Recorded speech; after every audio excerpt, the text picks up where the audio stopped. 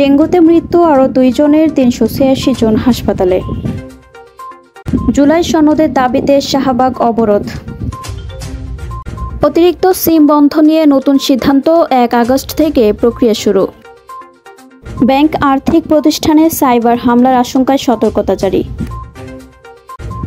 ফিলিস্তিন রাষ্ট্রকে স্বীকৃতি দেওয়ার পরিকল্পনা কানাডার।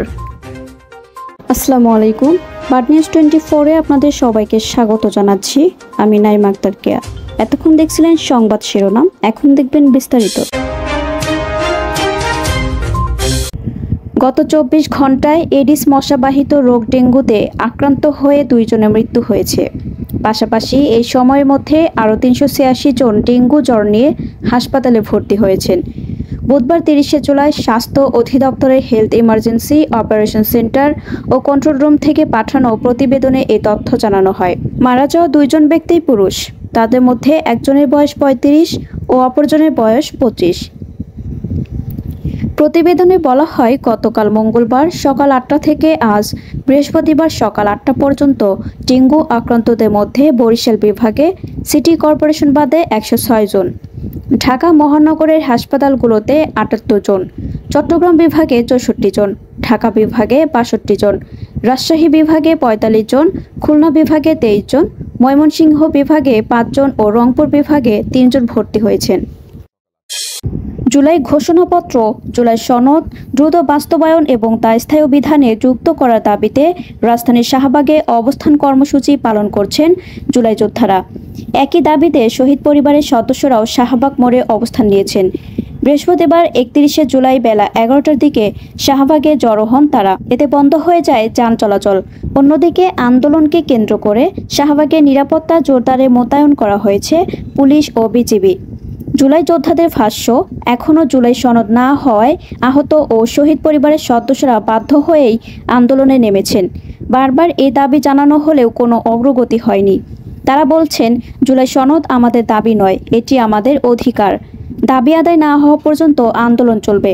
জুলাই সনদ নিয়ে আশ্বাস পূরণ না হলে শাহবাগে অস্থায়ী মঞ্চ তৈরি করে অবস্থান করবেন বলেও হুঁশিয়ারি উচ্চারণ করেছেন জুলাই যোদ্ধারা।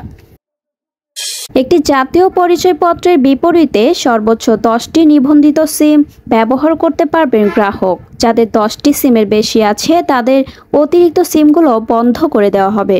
আগামী 1 আগস্ট থেকে সিম বন্ধের প্রক্রিয়া শুরু হবে। জানা গেছে, সর্বোচ্চ 10টি সিম নিবন্ধনের সুযোগ বেঁধে দিলে 26 লাখ ব্যবহারকারী 67 লাখ সিম বন্ধ হয়ে যাবে। বিটিআরসির এই সিদ্ধান্তকে ডাক ও টেলিযোগাযোগ বিভাগ অনুমোদন দিয়েছে। বিষয়টি আজ নিশ্চিত করেছেন বিটিআরসির উপপরিচালক মিডিয়া উইং মোহাম্মদ জাকির হোসেন খান। দেশের ব্যাংক, আর্থিক প্রতিষ্ঠান এবং ডিজিটাল পেমেন্ট সেবাদাতাদের উপর বড় ধরনের সাইবার হামলার আশঙ্কায় সতর্কতা জারি করেছে বাংলাদেশ ব্যাংক। বুধবার বাংলাদেশ ব্যাংকের information and communication technology ICT বিভাগ থেকে এক চিঠিতে এই সতর্কতা জানানো হয়। দেশের সব তফসিলি ব্যাংক, আর্থিক প্রতিষ্ঠান এবং পেমেন্ট সেবা প্রদানকারীদের প্রধান নির্বাহী কর্মকর্তার কাছে এই চিঠি পাঠানো হয়েছে। চিঠিতে বলা হয়, আগামী দিনে দেশের গুরুত্বপূর্ণ তথ্য পরিকাঠামো, সিআইআই, ব্যাংক, আর্থিক খাত, স্বাস্থ্যসেবা, সরকারি ও বেসরকারি প্রতিষ্ঠানগুলো সাইবার হামলার ঝুঁকিতে রয়েছে। বিভিন্ন সূত্র থেকে এমন আশঙ্কার কথা উঠে এসেছে। এমন অবস্থায় ছোট বা মাঝারি ধরনের সাইবার হামলা ঠেকানোর জন্য সংশ্লিষ্ট সকল প্রতিষ্ঠানকে জরুরি ভিত্তিতে পূর্ব প্রস্তুতি নিতে হবে। এর প্রেক্ষিতে দেশীয় সাইবার হামলার আশঙ্কা থেকে অগ্রিম প্রস্তুতির অংশ হিসেবে এই সতর্কতা জারি করা হয়েছে। আরও বেশ কয়েকটি পশ্চিমা দেশের সঙ্গে যোগ দিয়ে এবার ফিলিস্তিন রাষ্ট্রকে স্বীকৃতি দেওয়ার পরিকল্পনার কথা জানালো কানাডা। দেশটির প্রধানমন্ত্রী মার্ক কার্নি বুধবার এক সংবাদ সম্মেলনে বলেন, কানাডা আগামী সেপ্টেম্বরে জাতিসংঘের সাধারণ পরিষদের অধিবেশনে ফিলিস্তিনকে স্বীকৃতি দেওয়ার পরিকল্পনা করছে। খবর আল জাজিরার। তিনি বলেন, অটো আশা করছিল আলোচনার মাধ্যমে শান্তিপূর্ণ প্রক্রিয়ায় দ্বিরাষ্ট্র ভিত্তিক সমাধান অর্জন করা যেতে পারে, তবে সে উপায় এখন আর টেকসই নয়। সংবাদ সম্মেলনে মার্ক কার্নি বলেন, গাজায় মানবিক বিপর্যয় প্রতিদিন তীব্র হচ্ছে। এমন পরিস্থিতিতে আগামী সেপ্টেম্বর জাতিসংঘের সাধারণ পরিষদের 80তম সম্মেলনে ফিলিস্তিনকে স্বীকৃতি দেওয়ার পরিকল্পনা করছে কানাডা। তবে এই স্বীকৃতি কিছু বিষয়ের উপর নির্ভর করবে বলে উল্লেখ করেন কানাডার প্রধানমন্ত্রী। সেগুলো হলো ফিলিস্তিন কর্তৃপক্ষকে নিজেদের শাসন ব্যবস্থায় মৌলিক সংস্কার আনার, হামাসকে বাদ দিয়ে সাধারণ নির্বাচনের আয়োজন করার এবং এই ভূখণ্ডকে নিরস্ত্রীকরণের প্রতিশ্রুতি দিতে হবে।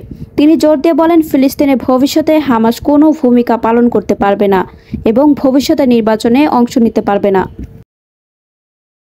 এতক্ষণ আমাদের সাথে থাকার জন্য আপনাদের সবাইকে ধন্যবাদ। পরবর্তী সংবাদ দেখার জন্য আমন্ত্রণ এবং সাবস্ক্রাইব করে বার্ড নিউজের পাশে থাকুন।